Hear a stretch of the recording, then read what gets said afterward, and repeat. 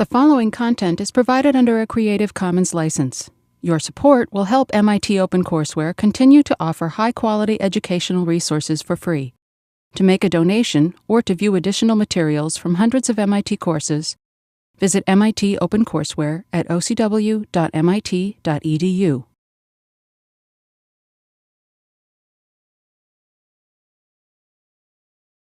All right, let's get started. So welcome to the next lecture about exploiting buffer overflows. So today what we're going to do is we're going to finish up our discussion about baggy bounds, and then we're going to move on to a couple of other different techniques for protecting its buffer overflows. Then we're going to talk about the paper for today, which is the blind return-oriented programming.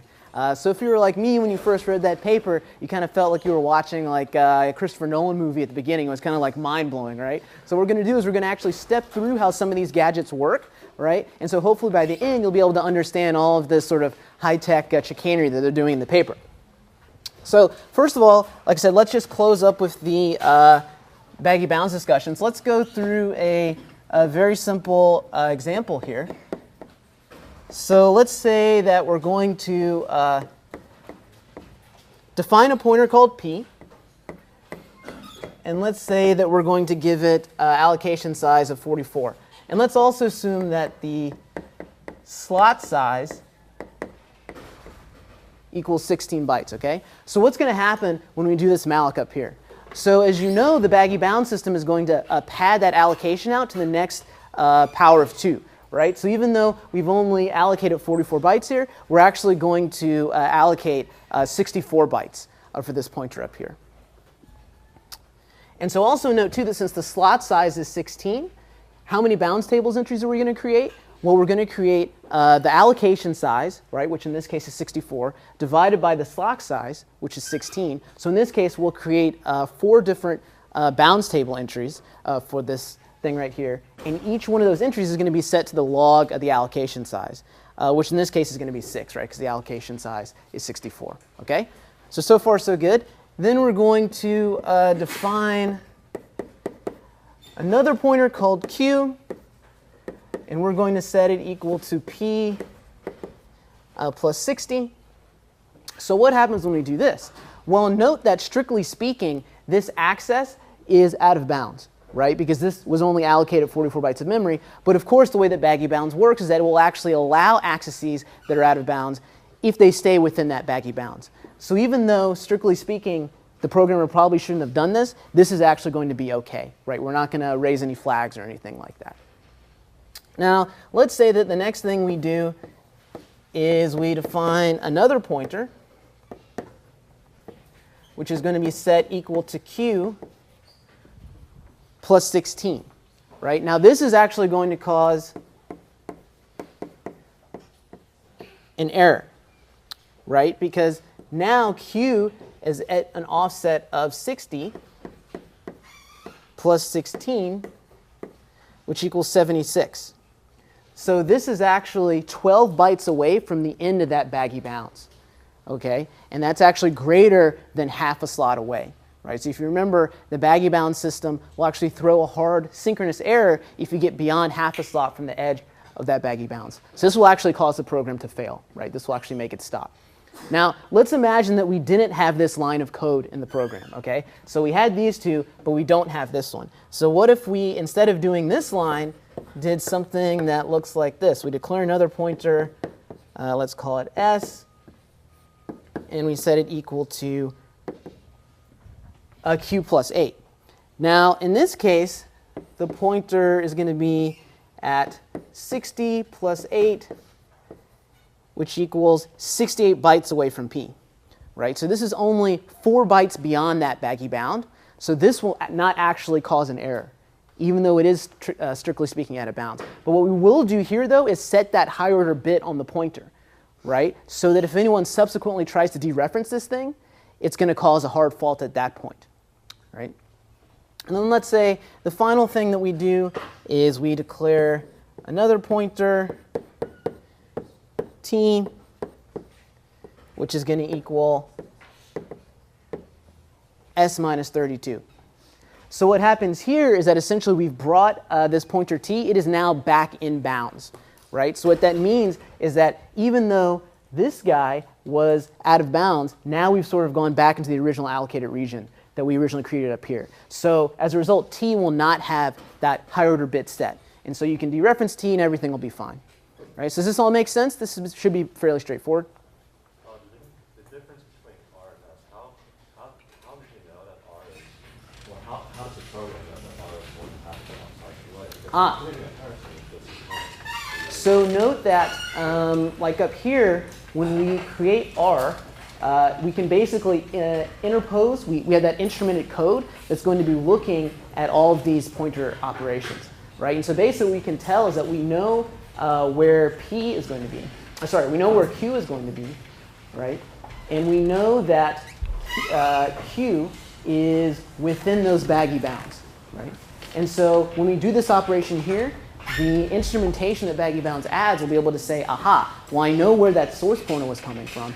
And then it can look at this offset here and determine it's more than half a slot away from the original slot size. So basically the way to think about it is that as we're doing these pointer operations, we're sort of looking and saying, have you gone out of bounds, have you gone out of bounds, yes or no. At some point, you're going to have some operation that's going to involve a pointer that is either in bounds or within the baggy bounds, and then some thing over here that makes it go out of bounds. Right? And so at that moment, right when that happens, that's how we know that something chicanerous has arisen.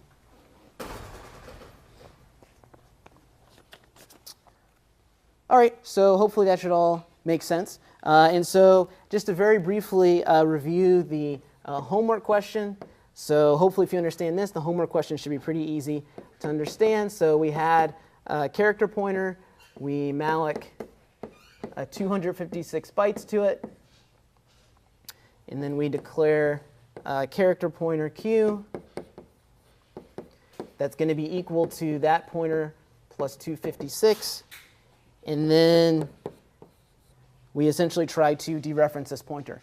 So what's going to happen? Well, note that this is an exact power of 2, right? So there's not actually any bagginess in the bounds, right? So when we do this right here, this makes q point to 1 past the end of those baggy bounds.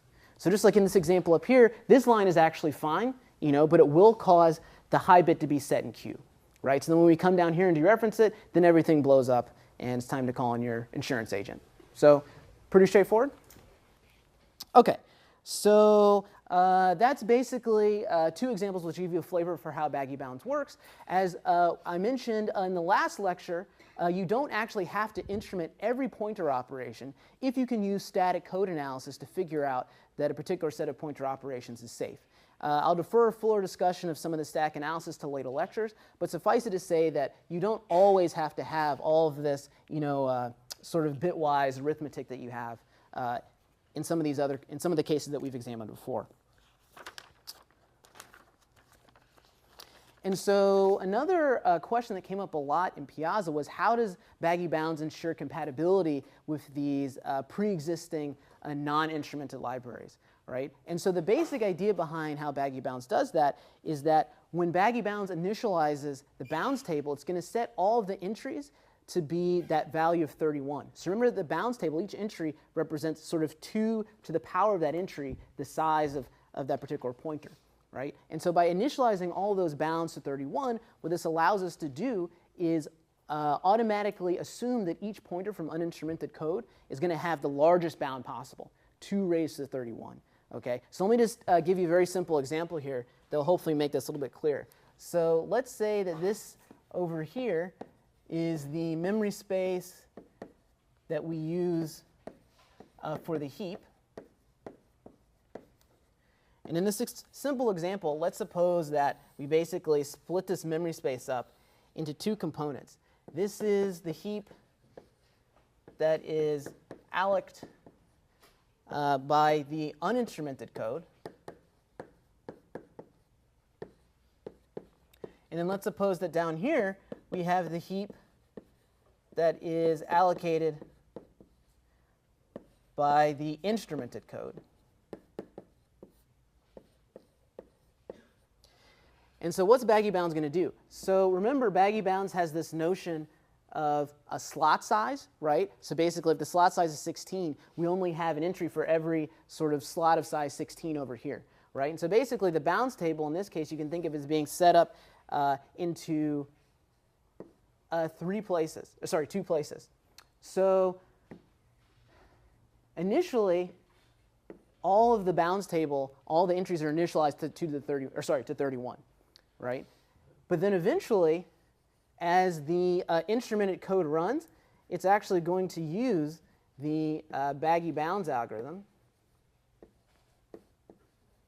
to set these values to whatever should be appropriate for that particular instance of malloc or instance of free, right? So what ends up happening is that if instrumented code gets a pointer that comes from here, then those baggy bounds for each particular pointer are always going to be set to the largest possible value, 231.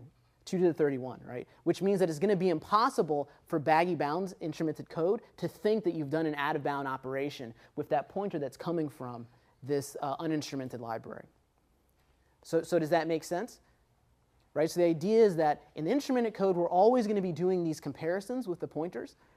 But if we always set the bounds entries for uninstrumented pointer code to 2 to the 31, you can never have a dereference error. OK, so that's basically how we have this nice interoperability between the instrumented baggy bounds code and between non-instrumented off-the-shelf legacy libraries. So putting it all together, what does this all mean? So we have the system here, which is nice because it doesn't make these uninstrumented libraries blow up. But one problem is that we can't detect out-of-bounds pointers that are generated in the uninstrumented code, right? Because we're never going to set that high bit, for example, if that uninstrumented pointer gets too big or gets too small or anything like that. So we actually can't provide memory safety for operations that take place in that uninstrumented code. You also can't detect when you pass an out-of-bounds pointer from instrumented code to uninstrumented code. Something insane could happen, right? Because remember, if you have this out-of-bounds pointer from the instrumented code, it has that high bit set to 1, right? So it looks like it's super ginormous, right? Now we know if we just kept that pointer in instrumented code, we might clear that flag at some point if it comes back in bounds, right? But if we just pass this ginormous address to uninstrumented code, then who knows? It may try to dereference it. It may do something crazy. It may even bring that pointer back in bounds, but we would never have an opportunity to clear that high bit, right? So you could you still may come up with some interop issues there, even if we use this scheme over here. OK, so that's essentially how baggy bounds works on a 32. Oh, you have a question? Yeah. So if you have uninstrumented code and you need to allocate memory, is it using the same malloc that the instrumented code is using? Or yeah. So it's a bit subtle. So like in this case here, it's like very stark what's going on, right? Because there's just sort of two regions, one of which is used by each set of things. So it actually depends on the vagaries of like how code's getting linked and stuff like that. You can also imagine that like in C++ programs, for example, you can define your own allocator, right? So it kind of depends. The devil's in the details. I guess what I'm wondering is so if they're the same or different, if they're the same, how does the allocator know whether or not set within 31 or just? Yeah. So at the lower level, typically the way that these allocation algorithms work is that you'll call the underlying system call like break or something like that to sort of move a pointer up. So you can imagine that if you have multiple allocators all trying to allocate memory, they each sort of have their own chunk of memory that they've reserved from themselves, basically, right? And so in real life, it may be sort of more fragmented than this. But that's essentially the high level how it works. OK, so this was baggy bounds on a 32-bit system. So as you all know, 64-bit systems are the bees knees these days. So how does baggy bounds work on those systems? Well, in those systems, you can actually get rid of the bounds table because we can actually store some information about the bounds in the pointer itself. So imagine we're going to look at a regular pointer in a baggy bounds system. So we can use it like this. So we can, if the pointer is in bounds, we can basically just set the first 21 bits to 0. We can put the size in these 5 bits here. And once again, this is representing the log base 2 of the size here, right? And then we have here in the remaining 38 bits just the regular address bits. Now, the reason why this doesn't massively curtail the address size that the program can use is that a lot of these sort of high-order bits, the operating system and or the hardware doesn't let applications use. for various reasons, right? So as it turns out, we're not dramatically shrinking the amount of memory that the application can use in this system. So this is what a regular pointer looks like. Now, what happens when we have one of these out-of-bound pointers? Well, in the 32-bit system, all we could do basically is just set that higher order bit and then just hope that that thing never got beyond a half a slot away from its base. But now that we have all of this extra address space here, we can actually put the out-of-bounds offset directly in this pointer. So we can do something like this.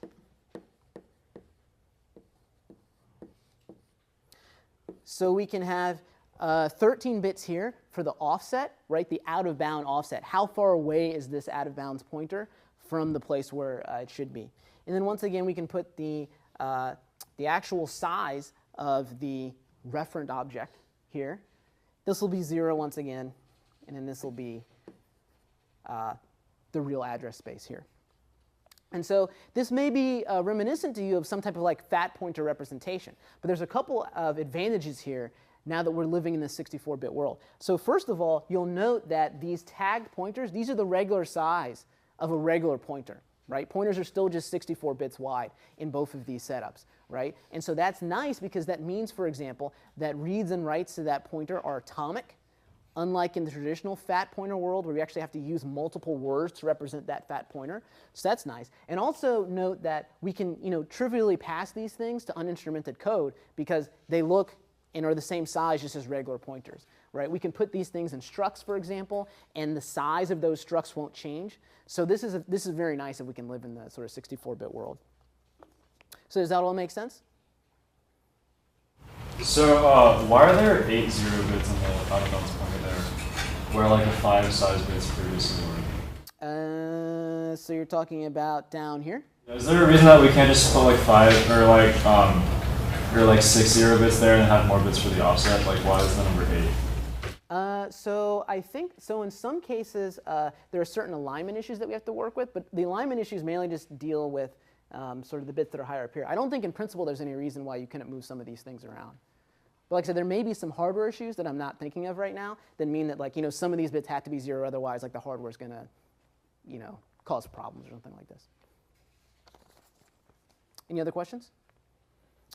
Okay, so next thing you might be wondering is, can you still launch buffer overflows in the baggy bound system? Obviously, because we gave you another paper to read, so clearly this thing doesn't solve all the problems, right?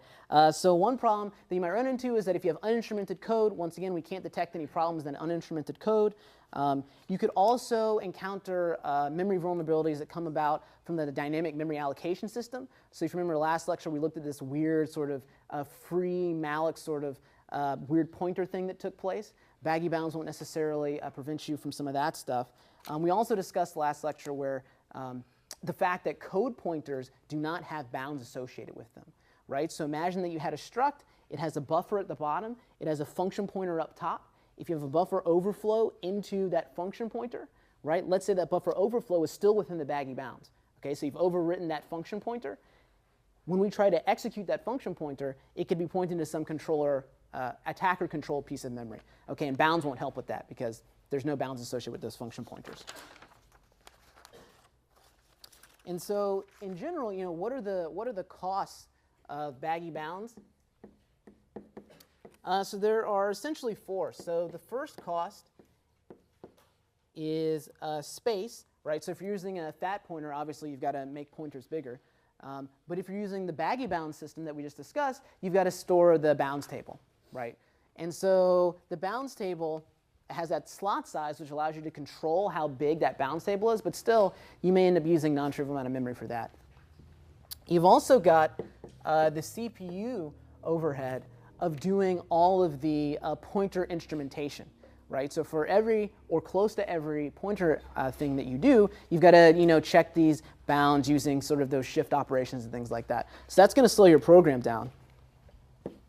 There's also this problem with false alarms, right? So as we discussed, it may be the case that a program generates out-of-bound pointers but never tries to dereference it, right? Strictly speaking, that's not an issue, right? But baggy bounds will flag the creation of those out of bounds pointers if they get beyond a half a slot size, at least in the 32-bit solution, right? And so what you'll see with a lot of security tools is that false alarms really reduce the likelihood that people are going to use your tools, right? Because in practice, we would all hope that we care about security, but actually what do people care about? They want to be able to upload their silly Facebook photos and like things, and they want to be able to make things go fast and stuff like that. So you really want your security tools to probably have less coverage of finding bugs, but actually have 0 false alarms, as opposed to catching all types of security vulnerabilities, but then maybe having some false alarms that are going to irritate developers or irritate users. And the other cost that you have for this, finally, is that you need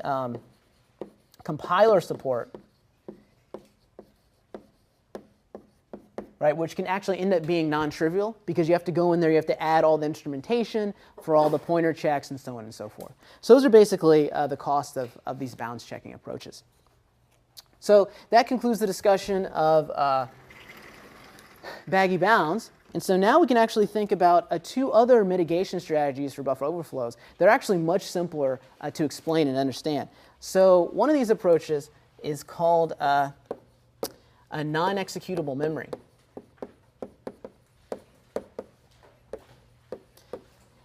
And the basic idea is that the paging hardware is going to specify 3 bits for each page that you have in memory. Read, write, and execute. Right? Can the program read that memory, write to it, execute it? The first 2 bits are old, right? They've been around for a while. That last bit is actually a fairly new construction. And so the idea is that you can actually make the stack non-executable, right? So if you make the stack non-executable, that means that the adversary can't run code just by creating that shell code and then sort of jumping to someplace in that buffer. And so what a lot of systems do is they actually specify a policy like this. So write exclusive or X, right? Which means that if you have a particular page, you can either write to it or you can treat it as executable code, but you cannot do both. Okay, and so that once again is going to prevent the attacker from just putting executable code in the stack and then going straight to it. So this should be pretty straightforward, right? So we've removed at the hardware level this attack vector of the attacker putting executable code in the stack. So what's nice about this? Well, potentially this works without any changes to the application, right? This is all taking place sort of at the hardware level and at the OS level, with the OS just sort of making sure that pages are protected with these bits. Okay, so that's very, very nice, right? Because we don't have to worry about this compiler support issue we had over here. The other nice thing is that, as I mentioned in the last lecture, the hardware is always watching you, even though the OS is not, right? So these bits being set over here, they are looked at and verified for correctness, at every memory reference that you make by the hardware. So that's a very nice aspect of this too. Now, one disadvantage of this system, though, is that it makes it harder for an application to dynamically generate code sort of in benign or benevolent cases. And the best example of that is the just-in-time compilers that we discussed from last lecture, right? So how is it that you can go to your web page and your JavaScript code executes fast? It downloads that JavaScript source. It initially probably starts just interpreting it, but then at some point it's going to find some hot path, some hot loop, and then it's going to dynamically generate x86 machine code and execute that directly, right? But to get that to work, you have to be able to dynamically write code to a page, right? So there's some ways you can get around this. For example, you can imagine that the just-in-time compiler initially sets the write bit, and then it removes the write bit, then it sets the execute bit. So there's some ways that you can get around that, but it can be a little bit tricky sometimes. But at a high level, that's how non-executable memory works. Pretty easy to understand. What is the definition of like an executable instruction? So if you change the return address, that's not considered an executable instruction. Well, basically, can you set like the instruction pointer register to that value? Right? In other words, can you, if you have a bunch of memory pages, can you actually set EIP there and actually start executing code from that page? Okay, so that is non-executable memory. And so another technique you might imagine for protecting against buffer overflows is using randomized addresses or address spaces.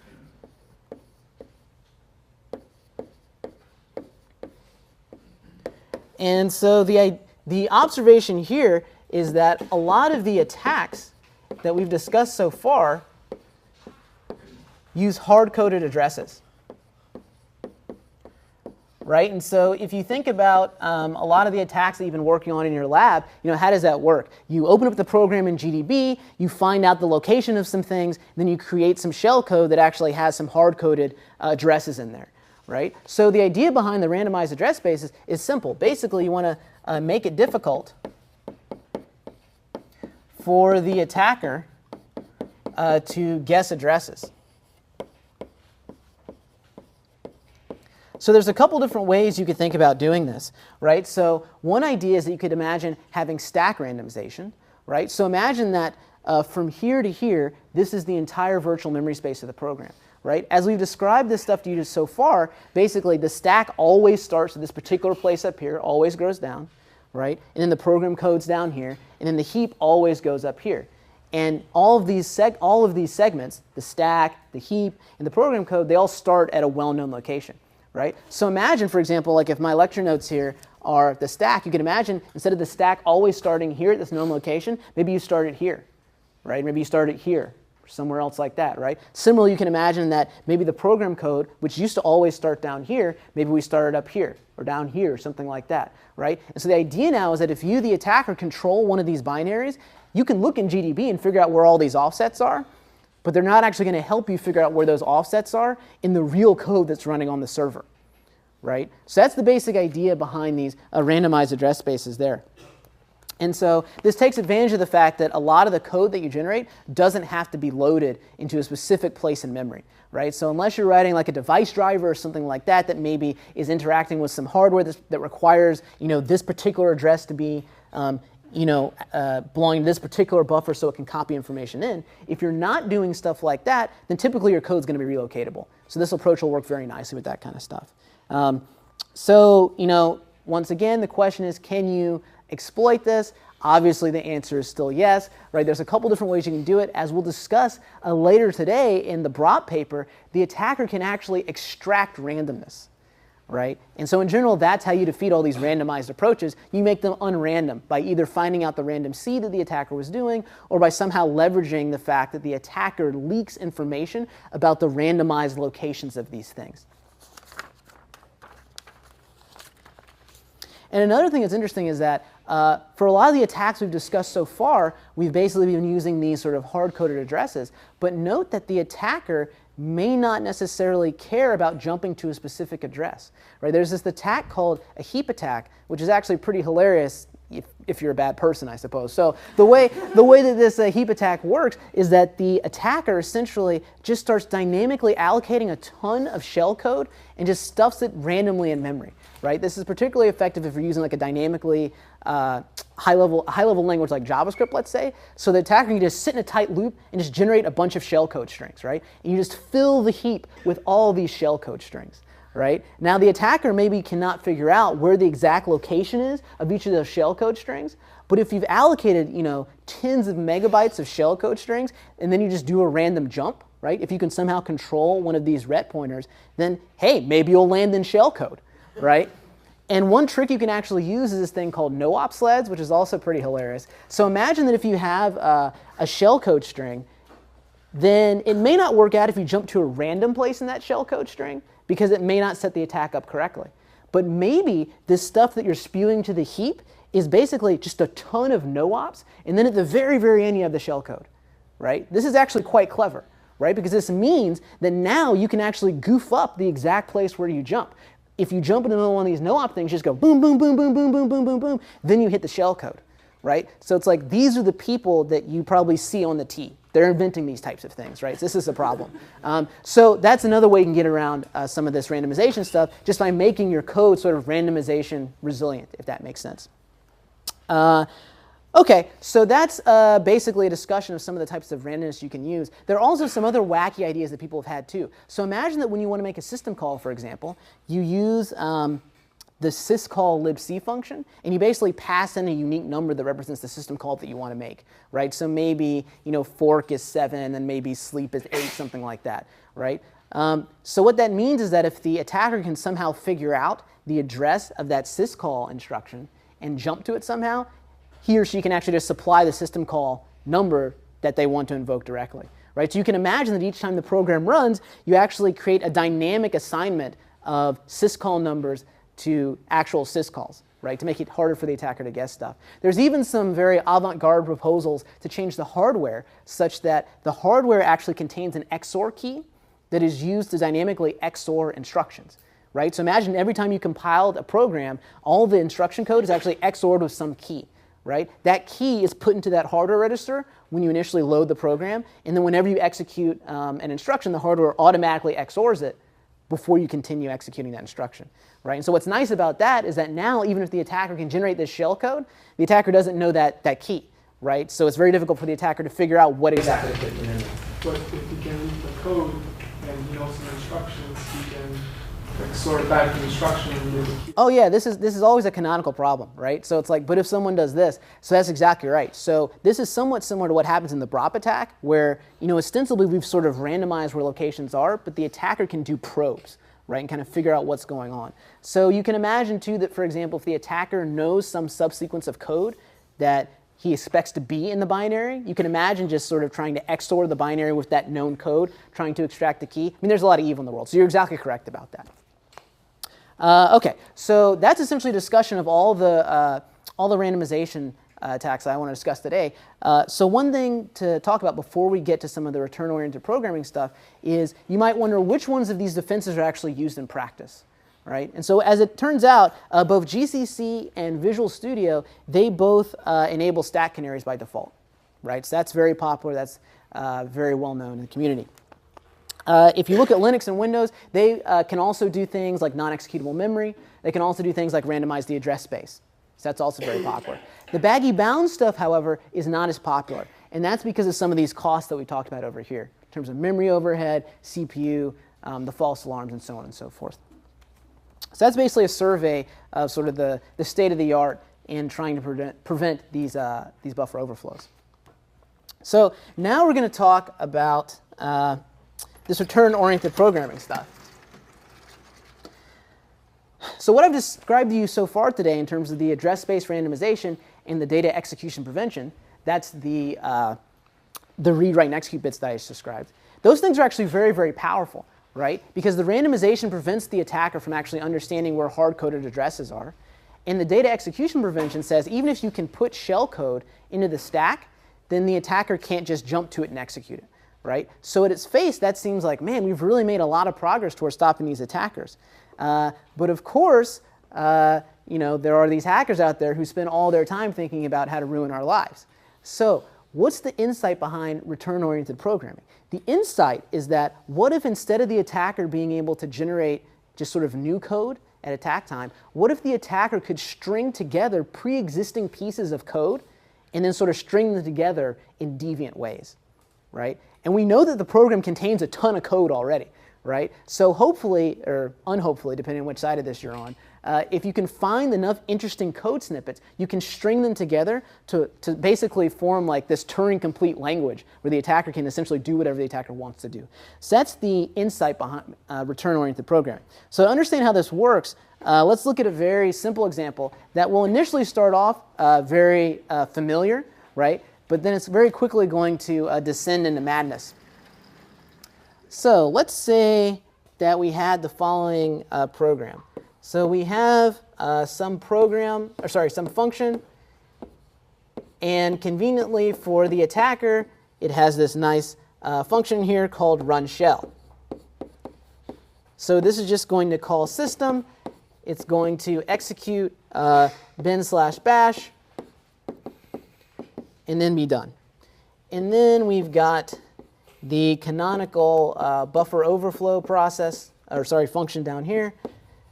Basically, this thing is going to declare a buffer, and then it's going to use one of these unsafe functions to fill in bytes in the buffer. Okay, so we know that this can be overflown. Okay, this is old news. Now, what's interesting is that we have this function up here, run shell, but it doesn't quite seem to be accessed in some direct way based on this buffer overflow. So how can the attacker invoke this run shell command here? Well, the attacker can do a couple things. So first of all, the attacker can disassemble the program, run GDB, find out the address of this thing in the executable, right? So you all should be very familiar with doing those kinds of things through the lab, right? So that's the first thing the attacker can do. And then during the buffer overflow, the attacker can essentially take that address, put it in the buffer overflow that's generated, and make sure that the function returns to run shell. So just to make that clear, let's draw that over here. So we have a setup that looks something like this. At the bottom, we have the buffer that's being overflowed. And then up here, we have the saved break pointer. Up here, we have the return address for process message. And so remember that the new stack pointer will be here initially when we start executing the function. This is the new break pointer.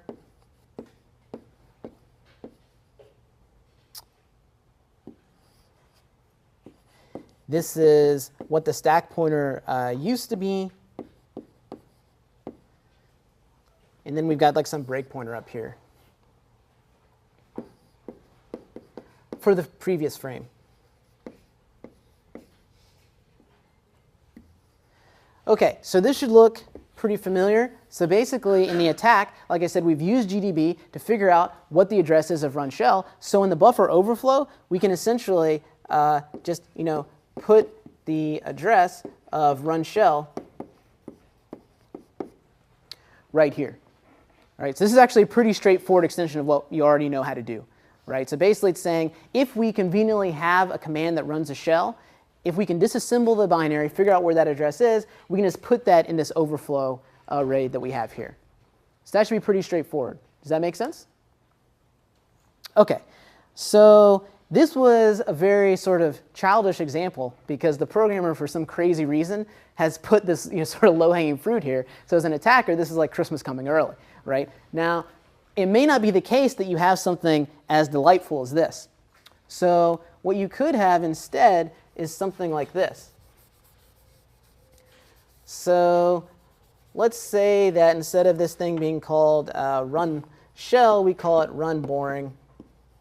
And then maybe this thing just executes bin/ls, let's say. But let's say that everything is not completely lost because we actually have a string up here that conveniently gives us the path of bash.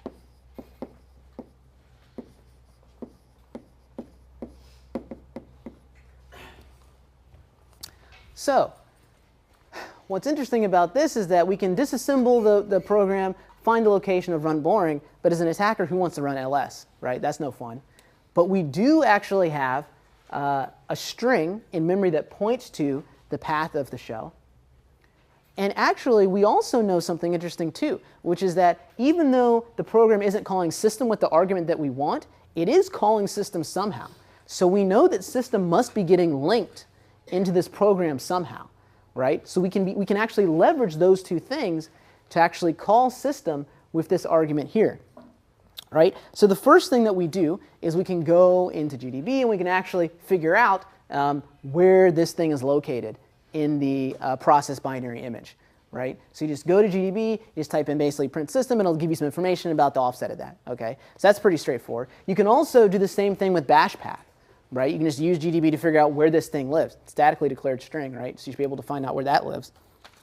And so once you've done that, now you've got to do something a little bit different, right? Because now we actually have to figure out somehow how to invoke system with an argument of our choosing, right? And so the way that we do that is by essentially faking a calling frame for system. Okay, so remember that a frame is the thing that the compiler and the hardware sort of work together to use to implement the call stack, right? So here's basically what we want to do. We want to set up something like this on the stack.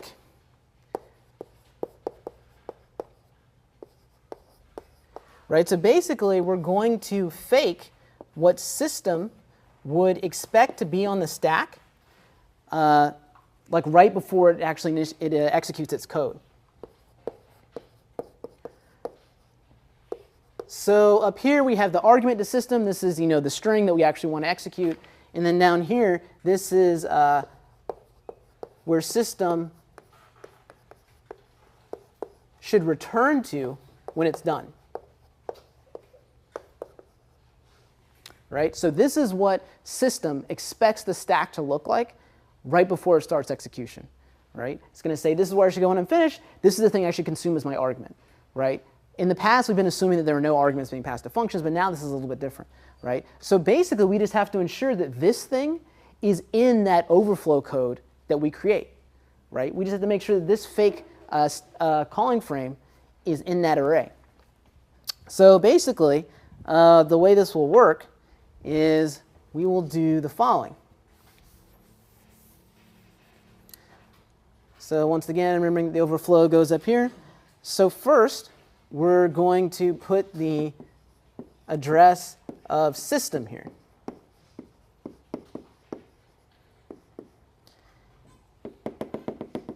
And then here, we're going to put just some junk return address. Right, this is where system's going to return after it's finished. For the purposes of the discussion now, we don't care what this is. We'll just make this be just some random set of bytes. And then up here, we're actually going to put the address of bash path. Right, so what's going to happen now when we do this buffer overflow? So what's going to happen is that process message is going to finish. It's going to say, OK, hey, here's what I should return to, right? And then it's going to pop the stack, right? And now the system code is executing, right? The system code now sees that fake call frame that we created, right? As far as system is concerned, nothing chicanerous has taken place, right? System will say, aha, here's the argument that I want to execute. It's bin/bash. It's going to execute it, and voila, the attacker has a shell, right? So does this make sense? So basically what we've done is we've now taken advantage of knowledge of the calling convention for the platform to create fake stack frames, or fake calling frames, I should say. And using those fake calling frames, we can actually execute any function that is already sort of linked and defined in the application. Does that make sense? OK. So another question you might have is, what if this string wasn't actually in the program? Now, to be clear, this string is almost certainly in the program.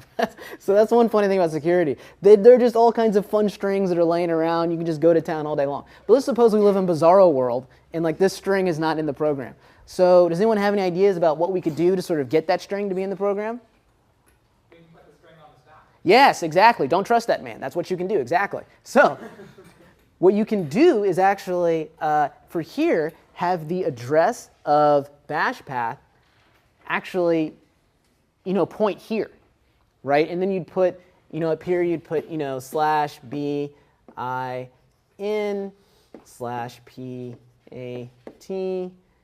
/0, right? So that's how you can get around. I think I got that math right? Because each one of these is 4 bytes. Right? But anyway, so you have the pointer go up here, and then boom, you're done. So now you can actually conjure up arguments just by putting them in the shell code.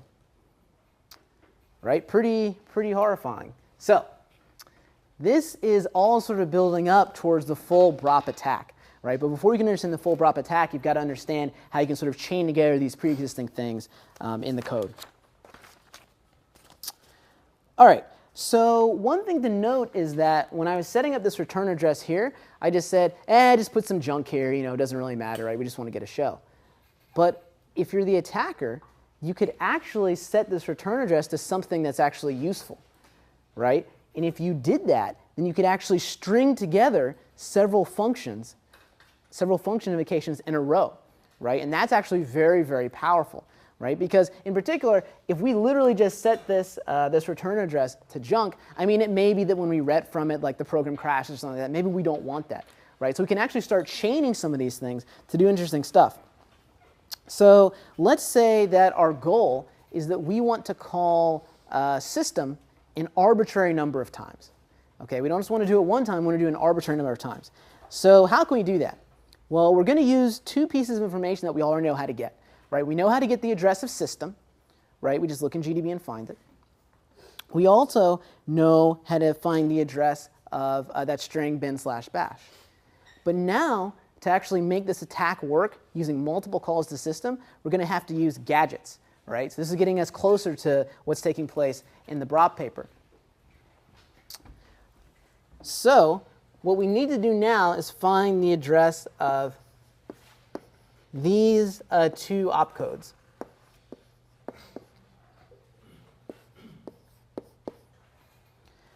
Right? So what is this? So this is pop into EAX. So what does this do? This just takes the top of the stack, and then it puts it into the EAX register.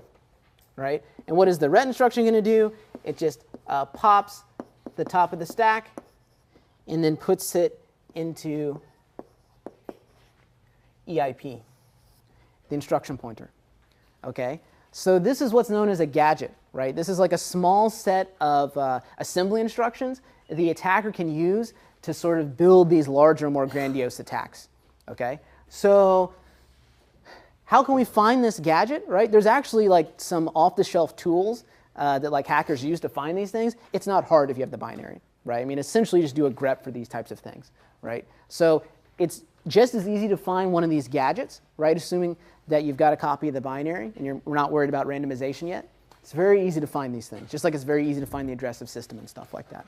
So if we've got one of these gadgets, what can we use this gadget to do? Well, of course, the answer is evil. So what we can do is the following. Let's say that we change the stack so that it looks like this.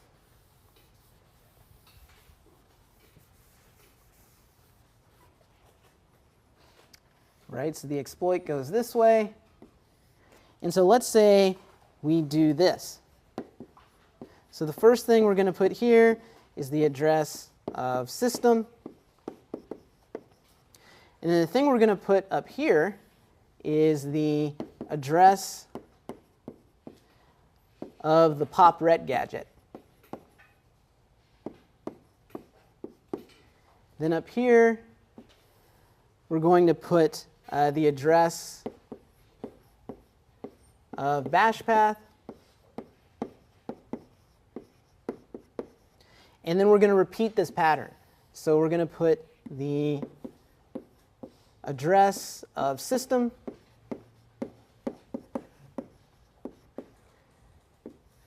the address of the pop ret gadget,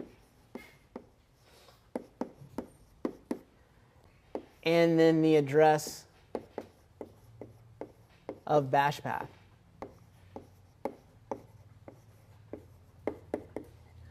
Okay, so what's going to happen here now? Now this is going to be a bit tricky, and these lecture notes are going to be up on the web, so you may just want to listen to what's happening, but this, when I first understood this, this was like understanding that Santa Claus wasn't real, right? Okay, so what will happen is, and by the way, Santa Claus isn't real. I hope I didn't reveal that for anyone. So what's going to happen? So the buffer overflow goes away, puts this in memory. So we're going to start here, okay? So what's going to happen? We're going to return to system, right? The ret instruction is going to pop an entry off the stack. Now the top of the stack pointer is here, okay? So system is going to find its argument here. It's going to execute the shell. Then it's going to finish and return to whatever is here, which is the pop gadget. In executing that return, we change the top of the stack pointer to be here. Okay? Now we are in the pop ret gadget. Okay, so what is that pop ret gadget going to do? It's going to pop what's on the stack, which is this. Okay, so now the top of the stack is here. Then we're now in the ret instruction from the pop ret gadget. So what's this going to do? Aha! It's going to call system again, right? So once again, the ret is going to pop this off the stack. We are now in system. Top of the stack is here, right? System is good. This looks like a calling frame to system. System takes the bash path argument here, okay, and then it is going to ret, right? Where is it going to ret to? The pop ret gadget again. So the ret pops the stack. We are now in the pop ret gadget. The ret gadget, the pop ret gadget, it's going to pop this, so on and so forth. Okay? So clearly we can sort of chain this sequence to execute an arbitrary number of things, right? And so this, in essence, is starting to get to the core of what return-oriented programming is. Note that we have not executed anything in the stack, right? This is what has allowed us to get beyond those data execution prevention bits, right? Nothing's being executed here. We're just sort of jumping to things in unexpected ways to do what we want to do. Okay? So this is actually very, very, very clever. And so what's interesting is that at a high level, you can think about us, we've now sort of defined this new model for computation, right? So in a traditional non-malicious program, you have the instruction pointer that sort of points to some linear sequence of instructions, and you increment the instruction pointer to figure out what's the next thing to do, right? In essence, what return-oriented programming does is it uses the stack pointer as the instruction pointer, right? So as we move this stack pointer, we're sort of pointing to like other blocks of code that we're going to execute. And then at the end of the gadget, we return back to the stack pointer, which is then going to tell us the next block of code to execute. Okay, so does that make sense? Okay. All right, so that's basically how you can avoid the data execution prevention stuff. That's how you can get around having this, this no execute bit on pages. So the next thing that we might want to do is defeat stack canaries. So if you remember, this canary was this value that we were going to place on the stack, right? So you can imagine the canary would sort of go right here, for example, or right here, and it would prevent someone from overriding the return address without also overriding the canary, right? With the intuition being that before the system actually jumps to the ret address, it can check to see if the canary has been changed in a way that's incorrect, right? So that's how the canary works. But can we get around the canary? Can we guess the canary somehow? Well, we can actually if we make a few assumptions about how the system works. So how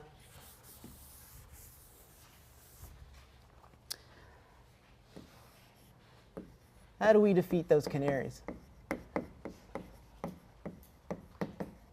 So the first thing that we want to assume is that the server, it has to have a buffer overflow vulnerability. The second thing that we're going to assume is that the server is going to crash and respawn, just restart, if we set the canary value to a bad one.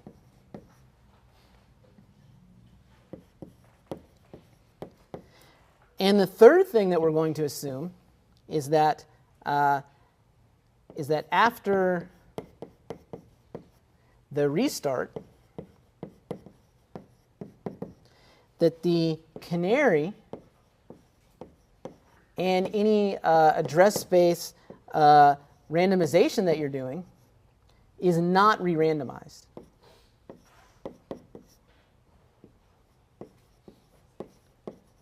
Right? So what that means is that we're going to assume that if we can somehow crash the server, then when the server restarts, it's going to have the same value for the canary, and it's going to have the same locations for all the quote-unquote randomized stack, heap, and code information that it has. Right? So you might wonder, why would this be the case? Right? Why would it be that when the server comes back, it doesn't have new locations for things? The reason is because a lot of servers are written to use fork, right, to create new processes. And if you remember, fork actually inherits the child inherits the address space layout, right, of the parent, right? And it uses copy on write pages to change stuff as the child updates things. But if you use fork here instead of just execing a whole new process, anytime that parent server process spawns new children, those children will have the same values for the canary in the address space. Okay, so these are the assumptions that we're going to make to try to defeat these canaries here. So, how can we defeat the canary? Well, the attack is actually fairly straightforward. So imagine that the stack is going up this way, right? Imagine you got the buffer overflow here, and then imagine that the canary is up here, right? And the canary actually has multiple bytes, right? So what you can actually do is you can probe those bytes one by one and start guessing values for what those bytes are, right? So let's say that, sort of the canary sort of looks like this. Here's the overflown buffer, and you want to guess what these bytes are. So the first thing that you guess is you take your overflow just to this first byte of the canary, and you say, hey, is that byte 0? You write a 0 there with your overflow. You're either correct or you're incorrect. If you are incorrect, then the server is going to crash, right? If you are correct, you say, aha, I actually know the first byte of the canary now, right? Then you start guessing here. You say, are you 0? Probably not, it's going to crash. Are you 1? And maybe not, it's going to crash. Are you 2? Aha, it doesn't crash, right? So now you've actually found the value of that second canary byte, right? And so you can imagine that you sort of step up this way, and you eventually find all the values for the canary, right? And so once again, we're taking advantage of the fact that crashes are a signal to you, the attacker, that you've actually done something wrong, right? And the server staying up, in other words, that socket connection staying open, is a signal to you, the attacker, you've done something right. Maybe I mentioned something basic here, like why do you, if you know how long the canary is, can you just index directly, skip that buffer, and overflow the one after the canary? So like, because in C you can like index to like far above the canary. Yeah, you can't. So that's right. If you in fact know the exact location of the canary, right, that can sometimes allow you to skip some of these attacks totally, right, because then you can just directly write to the return address, let's say, as opposed to sort of doing some of this buffer overflow nonsense. But in general, if there's some level of randomization here, if you don't quite know where the stack is, for example, then it's tricky to do that, right? And so basically the way that the attack proceeds is that you don't quite know what's happening, and so you just sort of very slowly creep your way sort of up memory, down the stack to figure out where these things are. The server, instead of crashing when it finds the wrong canary, keep the socket open and spawn a new process and attach the socket to that process and make the first one? Yeah, so we'll discuss at the end of lecture some of the defenses you can have against this. But one very sort of abstractly speaking simple defense is that when the program crashes, you catch the seg fault using a signal handler. Do not do this in your own code, by the way. But you can do this, right? You catch that seg fault, and then the signal handler just kind of keeps that process alive for a bit, and that'll trick the attacker into thinking that, I won't get that signal back, in other words. Okay, so that's basically how you can guess the value for the canary. And note that you can actually use this attack to sort of figure out arbitrary values that are lower in the stack, right? Just by sort of iteratively guessing for each byte what it is, and then using that crash indication as a signal of whether your guess was correct or not. So that's basically how you can defeat these randomized canaries, assuming that after the server restarts, those things are not changed. And so we've also shown how you can use gadgets to sort of string together these more elaborate attacks. So what we're going to look at next is a way that you can use all of these techniques to defeat data execution prevention, address-based randomization, and canaries on a production system. Now what we're going to do now is we're actually going to start looking at 64-bit architectures instead of 32-bit architectures. As it turns out, for randomization purposes, 64 bits architectures actually give you a lot more randomness to protect yourself against the attacker. So looking at these attacks is much more interesting on those systems, right? And so that's also the type of architecture that's discussed in the Brott paper. They talk about 64-bit machines. So from now on, assume that we're going to talk about the 64-bit architectures. For the purposes of this discussion, the only difference between a 32-bit machine and a 64-bit machine is that on a 32-bit machine, the arguments are passed on the stack, right? So So here, for example, this was like a 32-bit machine we were assuming. So for example, bash path was passed from the stack. On a 64-bit machine, the arguments are passed in registers instead. Okay, so like when a function starts execution, it's going to look in certain registers to find where the arguments are. Okay, makes sense? All right. So start up here.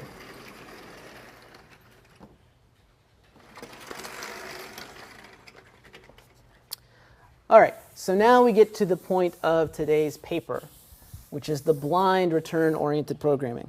So what's the first thing you want to do if you want to engage in BROP for fun or profit? So the first thing you have to do is you have to find what they call a stop gadget.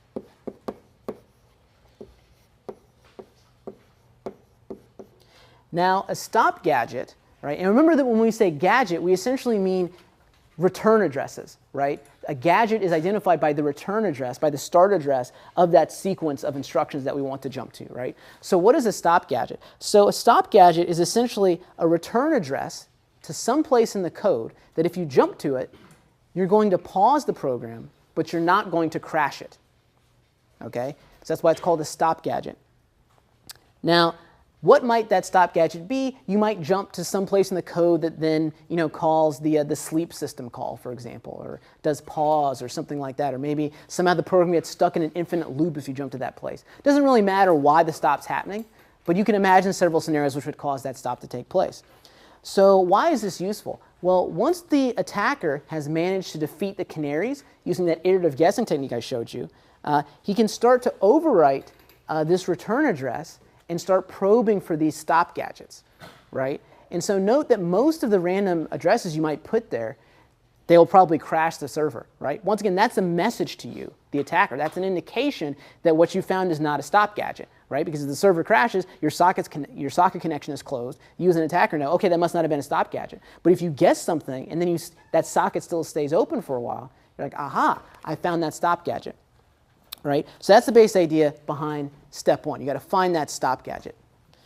Now, step two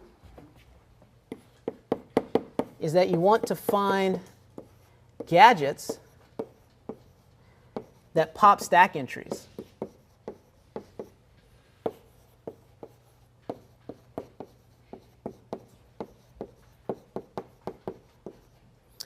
Right? And so you basically have to use this sequence of carefully crafted instructions to figure out when you've got one of these stack gadgets. So this sequence is going to consist of a probe address, a stop address, and a crash address. So the probe address is the thing that we're going to put in the stack. This is going to be the address of a potential stack popping gadget. This stop gadget is going to be what we found in step one. Right? So this is the address of the stop gadget. And then the crash gadget is just going to be the address of non-executable code.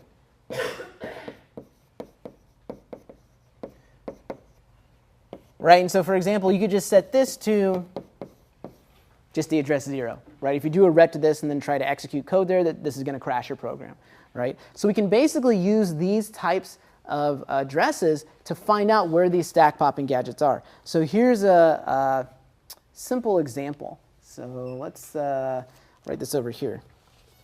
So let's say we have these two different examples of a probe, a trap, and then a stop. Right? So let's assume that we have down here, we're going to probe at some address. Doesn't really matter. Starts at a 4, ends in an 8. That doesn't matter. Over here, let's say that we look at the address that, let's say, starts in a 4, ends in a C. So we're hypothesizing that maybe one of these two addresses is going to be one of these stack popping gadgets. And then let's say that the trap up here, like I said, this is just going to be address 0. And then let's assume that we found some pre-existing stop gadget, at some address that starts with 5, doesn't really matter. And remember that the stop gadget, like maybe this address points to code that does something like sleep 10 or something like that, right? So when I say that we're going to test these sequences, this is the stuff that we're going to push onto the stack, right? So similar to over there, when we were pushing these gadgets onto the stack, this is the stuff that we're going to push onto the stack, and then we're going to see what happens, right? Now, let's say that, that this code here points to the following sequence. We're going to pop some register, let's say racks, and then we're going to return. So what's going to happen here? Well, so when the system jumps to this address, the stack pointer is going to move here. Okay. Now we're in the middle of this gadget, right? What's the gadget going to do? It's going to pop racks. Okay. Top of stack pointer is now here. Then it's going to return to whatever's the top of the stack, which is the stop gadget, right? So in this case, this gadget gets us to here, and the attacker can tell that this probe address belongs to one of these pop stacking things, right? Because the client connection stays open, right? Now let's say that this gadget here pointed to something like the following. Maybe it just does like an XOR, for example. So it's just going to XOR some registers, and then it's going to ret. So what happens if we try to jump to this gadget, right? Note that this does not pop anything off the stack. Okay? It just changes the contents of registers. So what's going to happen? So we're going to be here. We're going to jump to the address of this gadget. Stack pointer goes here. Okay? We're going to XOR these two things, right? Stack pointer is not going to change. Then we're going to return whatever the top of the stack is, which is 0, 0. This is going to crash. Okay? The client connection to the server is going to close. And as a result, the attacker knows that this is not a stack popping gadget. So does that all make sense? And so you can also imagine that you can sort of, by coming up with more sort of Baroque series of traps and stop gadgets and stuff like that, you can find things that, for example, pop two things off the stack, right? You just put another one of these trap instructions there, right? And so then, unless this gadget pops two things off, you're going to end up in one of these traps, and your code execution is going to blow up, right? And so in the paper, they discuss like this thing called the Brop gadget, which is sort of like hilariously complex if you're not used to returning to programming. What I'll show you today is you can actually just use these very simple pop gadgets to launch the same attack. And then hopefully after you understand this, the Brop gadget will make more sense. But does everyone understand how we can sort of probe for these little gadgets here? Okay. So once you've got these gadgets, what do you know? Well, you found the location of code snippets that allow you to pop stuff off, one thing off the stack, precisely one thing off the stack, but you don't actually know into what register they're popping it into. You just know that they're getting popped off, right? And you actually need to know what register these gadgets are popping stuff into, because remember, on a 64-bit architecture, the registers control, where the arguments are to this function that you want to invoke. Right? So the ultimate goal to keep in mind is that we want to be able to create some gadgets that allow us to pop values that we put on the stack into certain registers. Then eventually we're going to call a system call that's going to allow us to do something evil. Okay? So the next thing that we need to do is determine which registers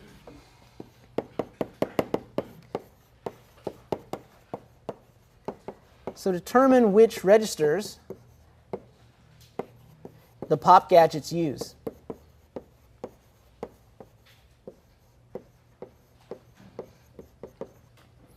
So how are we going to do that?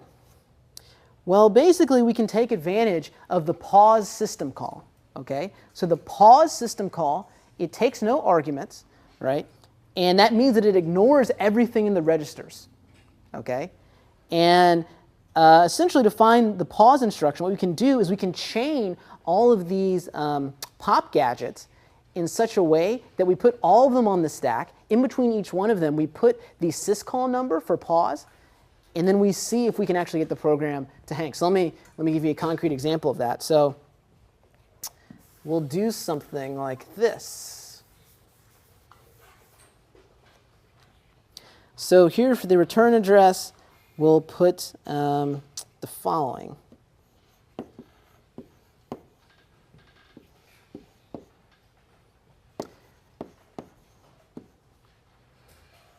So let's say we have one gadget that pops RDI register, then does a ret.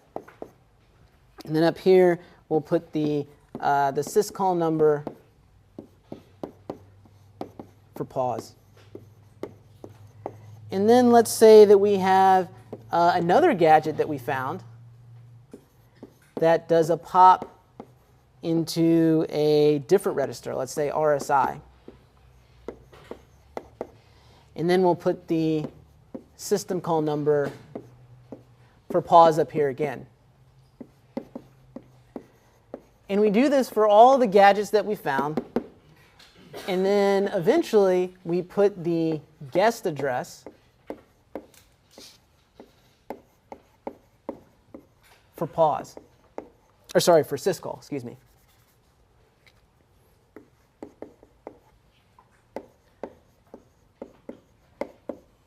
And once again, remember how you invoke these system calls. So you basically have to put the number of the system call into the RAX register. Then you invoke this libc function syscall, which is then going to execute the requested system call. Okay? So what's going to happen when we execute this code? Right? So we're going to come here. We're going to jump to the address of this gadget. Now note that as an attacker, all that we know is that this gadget here pops something off the stack. We don't know what the register is yet. Right? I've put it here just to make it clear, but the attacker doesn't know yet. Right? So we jump, we jump to the gadget. The stack pointer is now here. What's it going to do? It's going to pop the syscall number for pause into some register the attacker doesn't know, and then we're going to continue to go up this chain, so on and so forth. And what you'll see is that each one of these gadgets, one of them hopefully will pop the system call number into the appropriate RAX register. So but the time we get up to here, I mean, we've basically polluted all the registers, right, with the system call number, but hopefully just one of them has to be correct, right? Because if one of our gadgets does this, then by the time that we ret to here, we will get a pause. Once again, that pause acts as a signal to the attacker, okay? Because if this guest address was wrong, then probably the program's going to crash, right? So what does this phase of the attack let us do?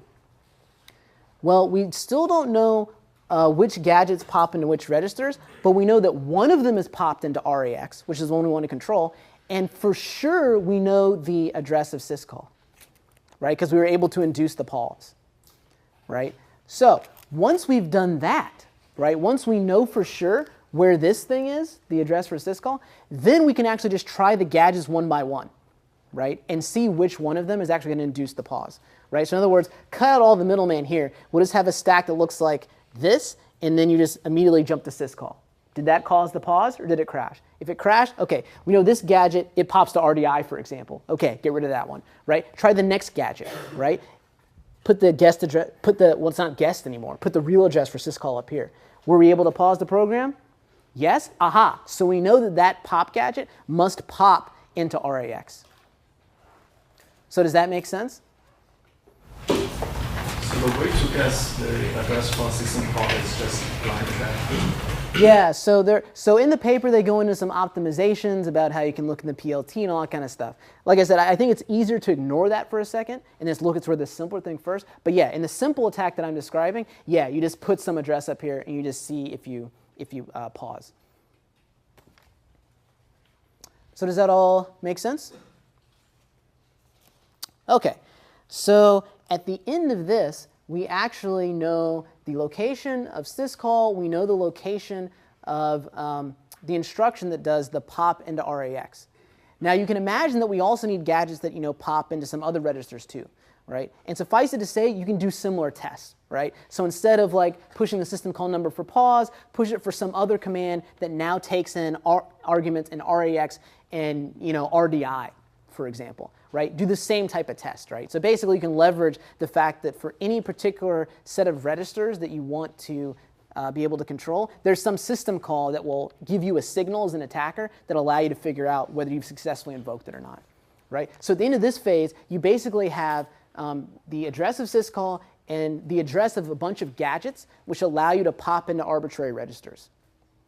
Okay, and so now, let's see. So step 4 is going to be to invoke write.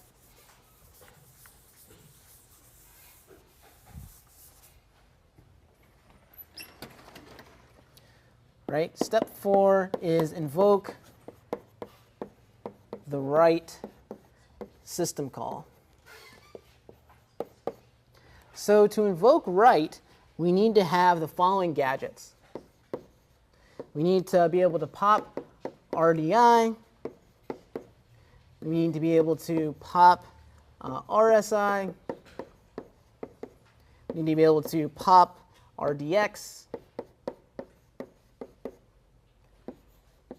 Pop RAX, and then invoke syscall. Right? And so as it turns out, what are these registers being used for by system call? So this is the socket, or more generally the file descriptor that you're going to pass into write. This is the buffer. This is the length of that buffer. This is the syscall number. Right? And then you just call syscall. Right? So if we found all of these gadgets, then we can actually now control the values that are put into those arguments, or put into those registers, because we just push them on the stack. Right? And so, for example, what's the socket going to be? Well, once again, we have to do a little bit of guessing here. Right? We can take advantage of the fact that Linux restricts the number of simultaneous open file connections, or file descriptors, to 1024. And also, it's supposed to give you the lowest one available. So we do a little bit of guessing here, figure out what that socket is, put it into there. Now, interestingly, what are we going to pass in for the buff pointer? Right? We're actually going to use the text segment of the program. We're actually going to pass in the pointer to somewhere in the code of the program. So what's that going to allow us to do? That's going to allow us to read the binary out of memory using the write call to the client socket, so that the attacker can then take that binary, analyze it offline, right? Just use GDB or whatever to figure out where everything's located.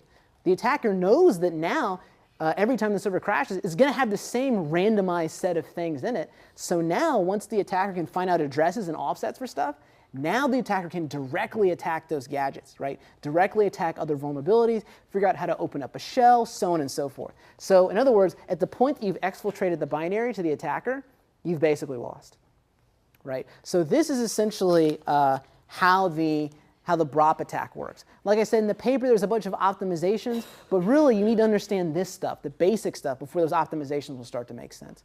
And so we can talk about the optimizations maybe offline if you want, or after class, but suffice it to say, this is the basics of how you launch that BROP attack.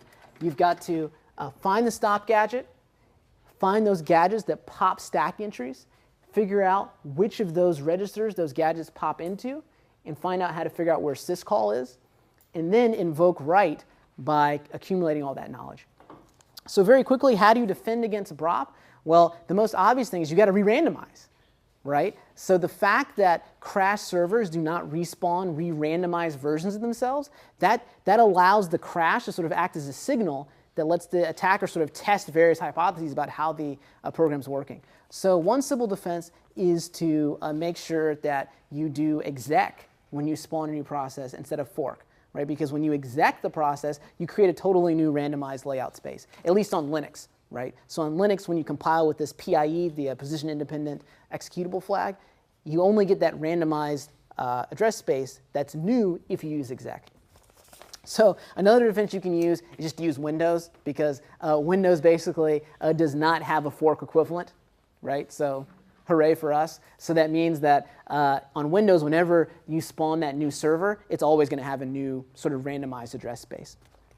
I think someone over here mentioned something like, what would happen if, for example, when the server crashed, it didn't actually close the connection? Right? So you can imagine, once again, that when the crash takes place, we somehow catch that fault, and then we keep that connection open for a little while to confuse the attacker and remove that signal that something has gone amiss. So that's something you could definitely do, but what's hilarious about that is that now your BROP attack turns into a denial of service attack. right? Because now you just got all these potentially zombie processes that are sitting around, they've seg-faulted, they're useless to society, but you can't let them go because otherwise they're going to leak this information, right? Another thing you might think about too is you could do bounds checking, right? We just talked a bunch about that, right? But in the paper they sort of casually dismissed this as saying, it has like a 2x overhead, so nobody's going to do that, right? But you could in fact do that. So that's basically how BROP works. As for the homework question, the homework question was a bit subtle because the homework question says, what if you used a hash of the current time, right, get time of day, when you restarted the program? Is that sufficient to prevent this type of attack? Well, note that hashing does not magically provide you bits of entropy if the input to the hash is easily guessable, right? Like if I know that you're only going to hash one of two things, it doesn't matter if I have like some, a jillion bit hash. It doesn't matter because I can just guess one of those two values and see what it is. So the thing to note is that get time of day actually has much less entropy than you might think, particularly because the attacker can actually check what time he or she is launching the attack, right? So that's going to actually remove a bunch of the entropy from that calculation, right? And so there's, some subtleties there, what's the server skew in terms of clock with the client and so on and so forth. But long story short, using a guessable base value, even if it's guessable just inside of a range, is super useful for the attacker, right? Particularly because the attacker can start subverting a bunch of servers in parallel and know that all of them should have fairly similar values, right? At least in the higher order bits, right? So long story short, the answer is that, it's literally better than nothing to randomize, using get time of day, but it doesn't actually provide you as much security as you think. And the other lesson too is that just because you hash something, right, that doesn't matter if you're not actually sort of using that hash in a smart way. You have a question? Yeah, so when I did the calculations based on them saying that the attack would take about 20 minutes and you could expect to have 8 hours, it seems like you need to be able to get the offset between your clock when you lose the socket and their clock when they restart the process to within like 48 milliseconds. Yeah, so getting the timing right depends on a bunch of different things, right? But you can take advantage of the fact that the attacker can open up a bunch of connections in parallel and leverage the fact that even if the initial guess is a little bit off, you can still launch multiple guesses on what should be very similar canary values and sort of do that attack in parallel. But you're right, there's tricky timing issues.